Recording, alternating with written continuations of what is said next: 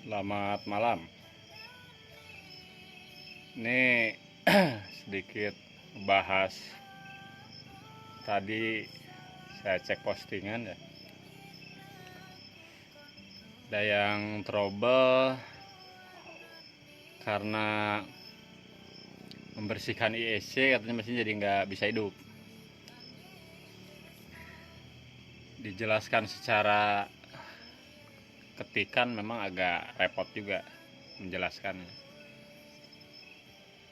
Tapi apapun kronologis permasalahan trouble-nya, mau tadinya dikronologiskan pada awalnya karena mencuci ISC lah, atau karena mati mendadak lah gitu kan. Kita kembali ke kinerja dasar dulu mesin. Ini di depan saya nih ada busi sama injektor, ini untuk pembahasan mobil DO ya. Mesin itu kan bisa nyala itu karena ada beberapa unsur. Satu, unsur pengapian dari busi yang dikeluarkan api yang keluar, adanya percikan api dari busi. Satu lagi unsur bahan bakar, ini dari injektor sebagai penyembur bahan bakar ke ruang bakar gitu kan. Ketika dia nggak nyala, kayak yang tadi katanya api ada, injektor pun katanya berfungsi gitu kan. Apapun argumentasinya, intinya gini aja. Pengecekannya lepas nih, busi semua lepas nih, dari rumah businya kita lepas, posisikan di luar seperti ini, masukkan kabel busi ke semua busi. Nah lalu ini tahapan awal pengecekan pengapian dulu ya. Lalu mesin starter nih, starter thread. Dari keempat busi ini ada percikan api enggak? Terus besarannya dicek juga, percikannya besarannya sama rata atau ada salah satu busi yang percikannya kecil. Tapi untuk misalnya hanya sebatas trouble mesin nggak mau menyala dengan tanpa ada gejala nembak sama sekali, nggak ada terjadinya pembakaran sama sekali, percikan businya patokannya yang penting ke semua busi ada percikan aja dulu, keempat busi. Kalau percikan busi keempat busi semua ada, analisa lanjutannya berarti dari semburan injektor ini nih. Ceknya gimana? Cabut injektor seperti ini nih, ceknya disambut aja injektor setnya seperti ini, cabut. Setelah dicabut, si selang yang ke injektor set ini nih, ke rel injektor ini tetap dimasukkan, soket pun tetap dimasukkan, termasuk ke soket WTS. Nah setelah semua tersambung, selang bensin tersambung, soket ke injektor semua, soket utamanya ini tersambung juga, starter mobil. Ini kalau dalam tahapan awal pengapian ada ya. Setelah di starter mobil, lihat semburan dari sini nih, muncul nggak? Semburannya muncul nggak dari keempat ini? Dan starternya nggak jangan hanya sebentar, usahakan starter tahan terus. Lihat semburannya ini, semburannya rata nggak besarannya. Kalau memang patokannya semburannya ada, api pun ada, tapi dia tetap nggak mau nyala, analisa lanjutannya cek ketepatan antara api dengan semburan bensinnya gitu loh. Ketemu nggak nih?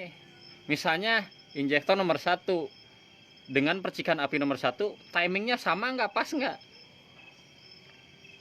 Injektor muncrat, api muncul, berbarengan nggak? Kalau berbarengan pasti akan ada terjadi perbakaran.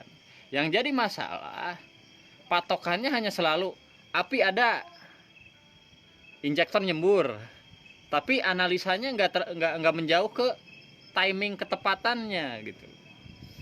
Sekarang percuma, api nih ada nih dari busi, injektor pun nyembur, cuman timingnya nggak pas. Api muncul, injektor nggak nyembur, api hilang, injektor baru nyembur, kan nggak bakalan ketemu. Pertemuan antara api dengan BBM itu nggak ketemu. Itu analisa satu. Yang kedua, kalau analisa setelah kalau injektor dan api ada ya, itu satu, itu analisa lanjutannya.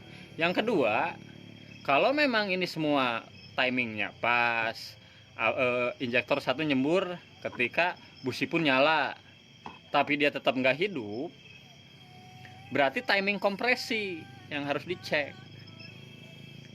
Seperti apa timing kompresi ya? Berarti yang pengaturnya timing bell, buka tutup klepnya gitu loh.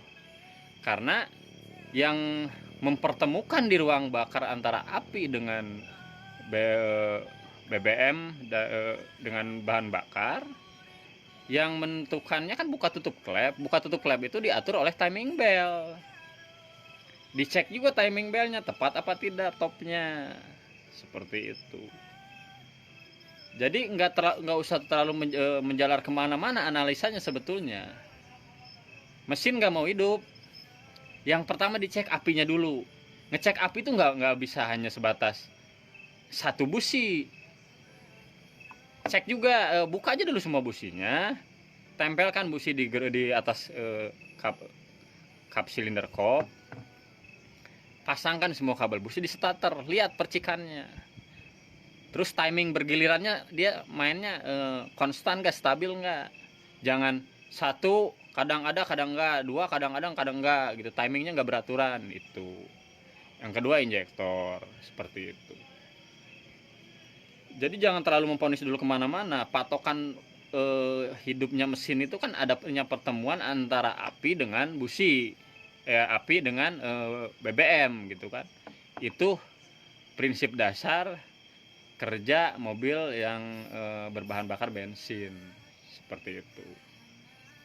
Jadi nggak usah terlalu menjalar kemana-mana, pengecekannya seperti itu aja. Jangan satu-satu pengecekannya, dicek injektor nih, memang ada om, injektor ada nyembur katanya, api juga ada, tapi mereka lupa untuk mengecek timingnya ini pas apa enggak.